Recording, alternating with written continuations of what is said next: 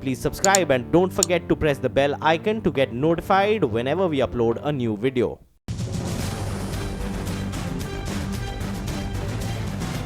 This is 10 years since the powerful investment bank Lehman Brothers filed for bankruptcy. In the days that followed, global financial markets lost 60% of their value. Global economy contracted by 5%. An estimated 8.8 million jobs were lost, and $19 trillion of household wealth was wiped out. Why didn't anyone serve jail term for such losses? Is the world any safer now? And what did it feel to be at the helm of policy making in those dizzy days? In our series, Lehman Crisis 10 Years On, we speak to the men who mattered in 2008, here in India and abroad, to get answers to some of these questions.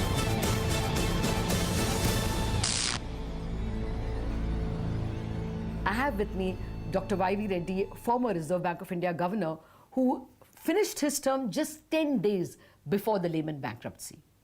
Dr. Reddy, thank you very much for joining us, sir. Thank you. So before I let you speak, I want to tell you an anecdote which you may or may not remember. Sometime in, I think, March or April 2008, you suddenly called a few of us business journalists. RBI called us with about 1 hour's notice.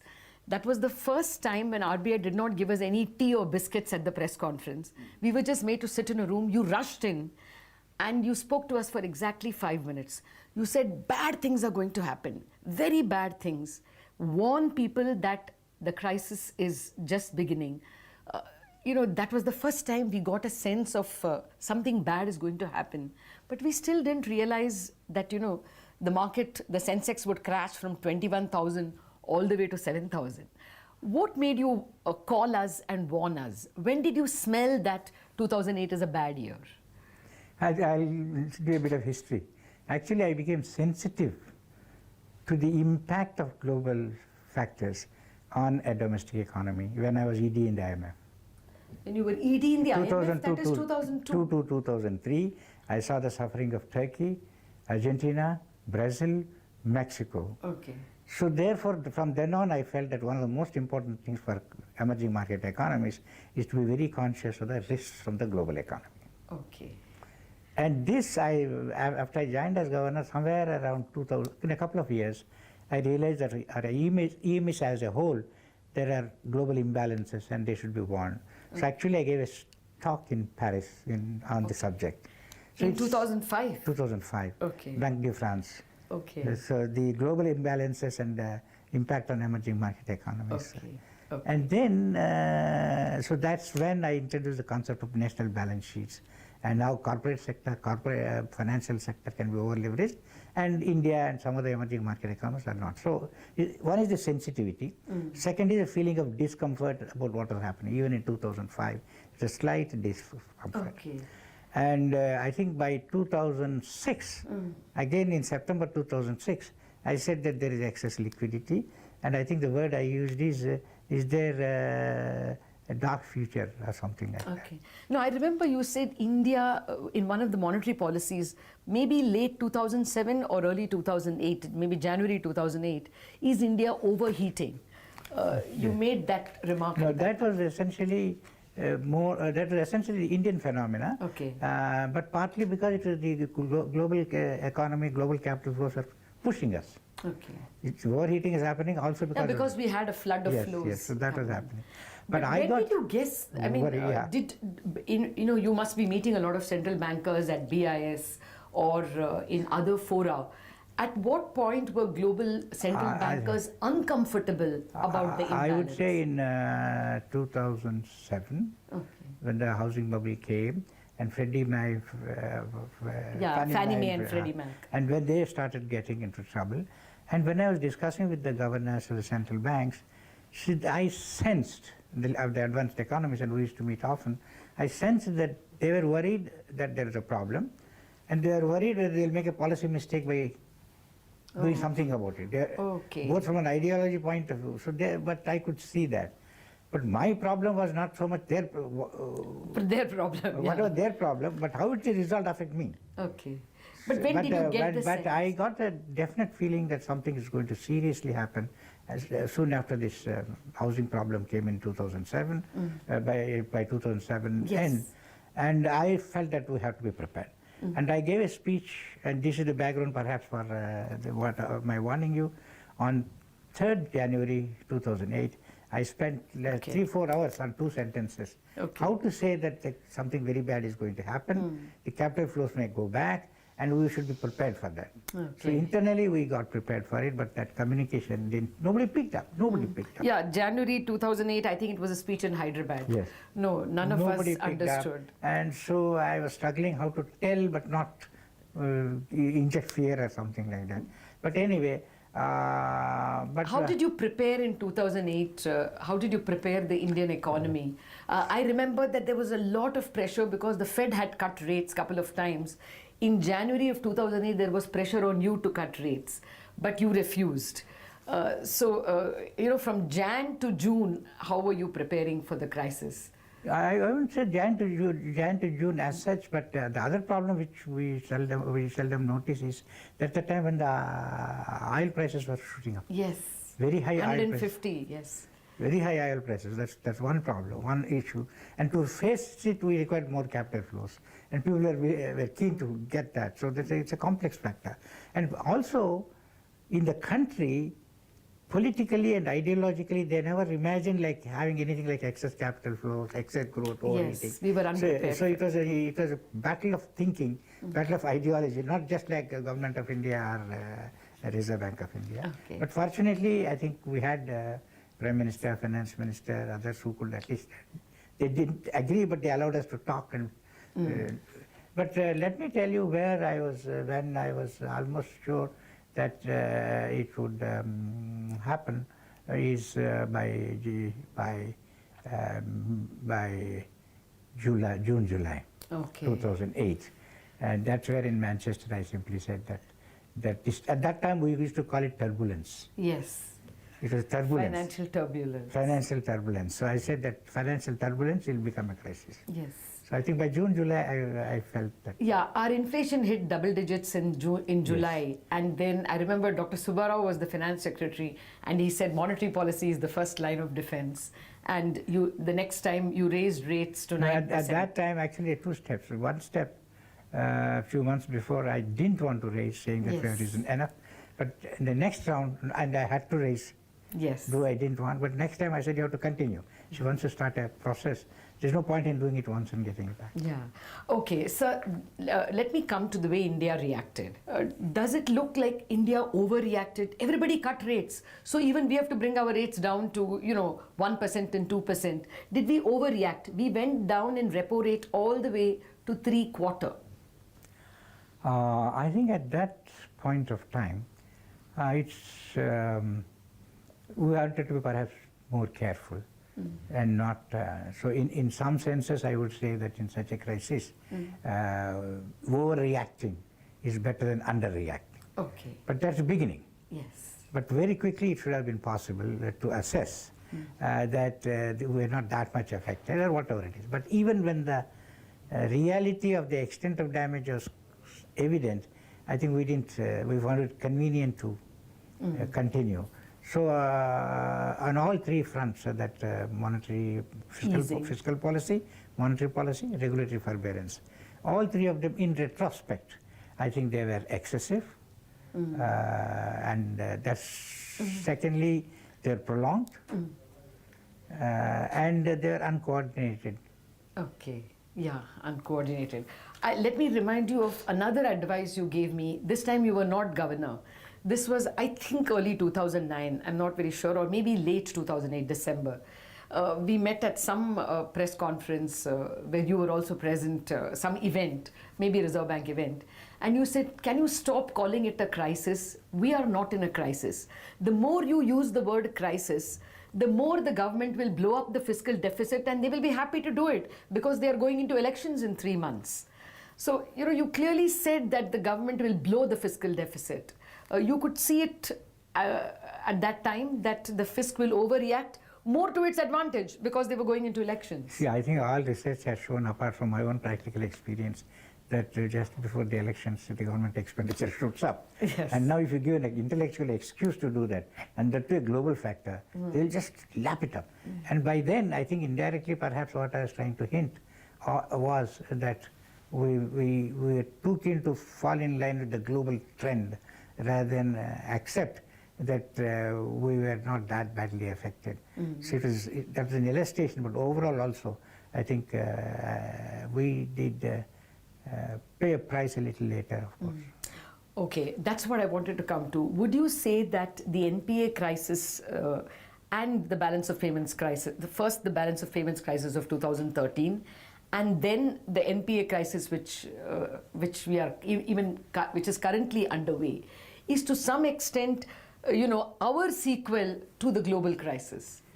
Well, let me put it this way. There was a problem of everything delayed, let me put it this way. First, there was excessive regulatory forbearance. Forbearance. It was excessive to start with. Second, it was prolonged. 3, when it had to be recognized, there was delayed recognition. There was delayed recognition Of the NPAs. of the NPAs. Okay. And so when the recognition came, it had already been accumulated. So whenever in the case of NPAs, each year you get accumulated. Imagine for 4 or 5 years, NPAs accumulated are shown in 1 year. So actually the NPA numbers which you see give an exaggerated picture because that they really accumulated NPAs. It should have been divided by 5 years. Yes. Okay. In fact, even more, because penalty will... But looks like India was not the only one which went into excess monetary, fiscal and regulatory excesses. It looks like even China, other emerging markets also seem to have done that. No, I think if I am not mistaken, the other economies, they got into trouble subsequently more due to the commodity prices. Okay. Not so much on the Monetary excesses. and fiscal excesses. Yeah, not so much on the... All right, so I want to look at cures now. We need to take a commercial break, but I want to come back and discuss whether the global monetary and financial system has found enough cures for the imbalances that caused the Lehman Crisis. We are back in a minute.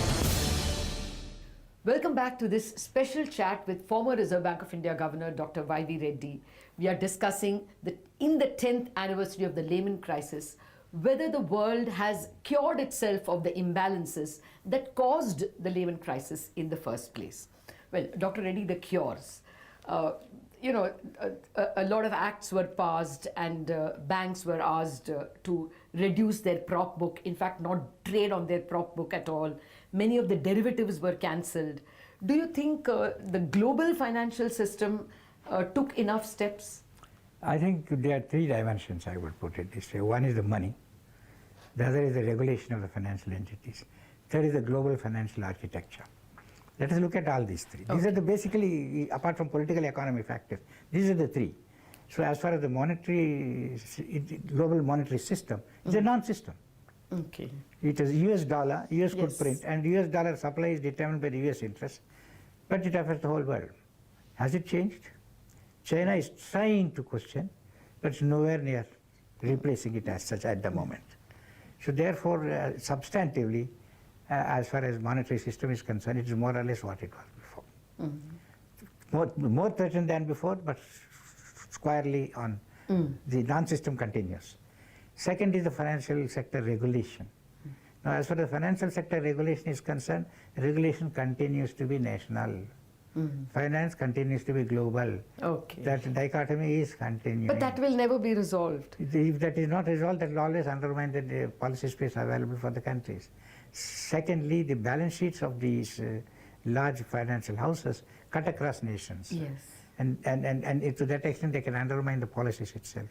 Third, of course, is the finance is globalized, but capital is globalized, labor is not.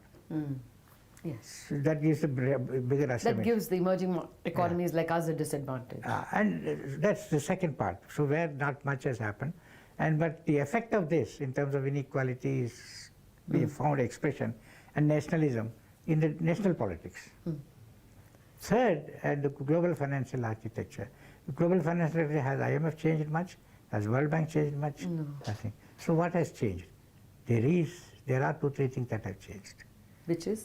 The first thing that has changed is the euro is no longer as important for the global economy. Yes. In fact, Asia has become more important. Developing countries have become more important, and the differentiation between developing and the developed has disappeared. Now it's a spectrum. Second, the dichotomy between finance and real has increased. The real economy is not improving as much, whereas the financial markets sector is doing very well. The liquidity conditions are continuing to be as loose as ever, except that there is even more fear of annoying the markets. And in some cases, the central bank balance sheet also will be affected. So regulatory capture is complete. Yes. In fact, I call it comprehensive regulatory capture. Okay. In one of your speeches. In one of my speeches. So, in terms of the big problems which caused the crisis, they have not become less; they become bigger problems. Oh. And now we are entering a new bipolar world very clearly.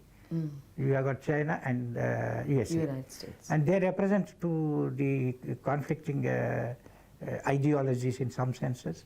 China believes in state-driven economy. Yes. America believes in market-driven economy. And China is strong in real sector. America is strong in financial sector. China believes in nationalism. America, till now so far. So you have this contrast. Yes, contrasting idea. But more important, they're rivals. But there's a difference between their rivalry and the rivalry between Russia and America before. Okay. Because Russia and America were two different worlds. Whereas here, what China does affects America, and what America does affects China. They are deeply interrelated. Yes. Interconnected. So it's a bipolar world where the leaders of each world are interdependent. Okay. That makes it very difficult for the rest of the people. No, but therefore they will also not nuke each other, with their policies. Yes, but the point is that those tensions will be transmitted to the rest of the population. Okay. So what I'm saying is that that we are. Let me give you one simple example. The debt sustainability of different countries, especially smaller countries, African countries, requires information about the liabilities. Yes. Right, external liabilities. Now, many of the Chinese large projects, cross-country projects, are bilateral. Yes. And they don't. There's not enough information about them. How much is the debt? Yes. So there are two things that are happening. The debt sustainability itself is uncertain for some of the developing countries. Okay. The IMF World Bank itself doesn't know how much it is. Second, and more importantly, China is wealth, which used to be in financial instrument dollar denominated. Now it is in countries where the return is less, they are illiquid, but there's a political advantage of being there, and insurance against the dollar dominance. Okay. See, the point is, if China is having its external wealth entirely in dollars, their capacity to quarrel with America will be less. No? Less. That's so. In fact, many of these things are happening, and India is very important in this situation. Yes, because it's a large economy. And China is our immediate neighbor. Yes. So and in some senses we depend on the financial market definitely, but on the real sector we can import quite a lot from China. I think we have to really look at our positioning in this new bipolar world. How do we position ourselves in trade and in finance? Okay. That requires a lot of thinking. Yes. But I want to come back to Lehman, since this is trying to understand the Lehman crisis and its consequences. There was an article in Bloomberg where the author very effectively argues that the reason why perhaps Trump, or one of the big reasons why Obama lost and Trump won, was because no Wall Street banker served prison term, in spite of the fact that that crisis was entirely created by the bankers, by those fancy derivatives, by completely undercapitalizing their institutions. What should we learn from that? I mean, we need to punish. Is that a lesson that we should learn? No, the punishment is warranted on 2-3 grounds. One is the way the rest of the economy has been affected. That's one part of it. People lost jobs. But more important, even when irregularities and virtual criminality has been proven, that was settled with the money of the banks. Yes. No individual paid, and even the bank, and even the truth is not known, because it's without. It's compounding. It's compounding without establishing the real, but the devastation caused. So I think that is That's also, it's not only that no punishment was given, but it's reflective of the power. Of the financial system. See, for somebody, some group of people whose activities, who have made money, number one, and who are affected so many others, and who are plainly responsible in any other avocation, and not one of them has been seen. So I think that it's not so much that no punishment was made, but on the other hand, they are thriving. Yes, they are benefiting from the resurgence of Wall Street. And continuing to benefit. So in a way, the question today is GDP growth, revival of USA, for whom? Revival for whom? Yes, that's a genuine anger. Do you think, therefore, when we are looking at our NPA problem, punishment should be a part of it? I mean, I think India is, personally, I'm glad that the Insolvency Code, at least for the top marquee cases, has ensured that the defaulters don't get their companies back. Do you think that was the right way to go? I think definitely one thing is clear. The Indian system required a shock treatment. Okay. So in very broad terms, it required a shock treatment, it required a structural change. The structural change in Insolvency Code is a good structural change, but it's not complete. It's not complete. It's one. Public sector banking system is still not done. So in that sense, but there is one part of it, the other part of it is necessary, essential, urgent. The other thing is the punishing part of it. Yes. I think there it's good that it has been done, but I think that should not be overdone. Yeah, we see a lot of, investigative witch hunt, if you please, against bankers as well. It probably some uninvolved bankers who were just present there are also getting caught. In some senses, I think it's a systemic problem in the sense, even your honest people, the system the system was such that you could not survive unless you followed a norm, and the norm was the board, the board. Yes. And how are the board constituted? It's the board that leads you. Yes. And the board was constituted with different... but people who were sympathetic to the big business houses. To a particular thing. So in a way what I am saying is, if there are many bankers who have given loans, not for their own benefit, but that's the board wanted it. Okay. So you will find a signature of an honest banker and a bad loan. Yes. Because if that is the totality of this framework and the culture of the board. Okay. So we need to change the way banks are And therefore, when you are judging the individual actions of the bankers, if in general it's a reflection of the board. So only those who have really made money, you can really call them guilty. Yes. in substance. Fair enough. Well, at least the Prevention of Corruption Act has been amended to that effect. Yes, retrospectively. It's not amended retrospectively. It is amended prospectively. Yes, there still can be some innocence. Finally, sir, do you smell a crisis round the corner? Because all global markets are doing well. Do you think they can continue like this, or do you think imbalance can hit? You see, if the problems have not been solved of the last crisis, and we are still not clear what is the new normal, then how can we say what's happening is sustainable? So whether there is crisis or not, I think the quote unquote the recovery that we are seeing is a blip, and we should keep our fingers crossed. Yes, as it has been said, nothing is settled unless it is settled right. So probably we have to be very cautious, as you said. The problem is we still don't know what is right. Okay. That's what the post-truth era is where we have arrived. Thank you very much, Dr. Reddy. You leave us with more questions, but then the world is left with more questions. Thank you very much, sir.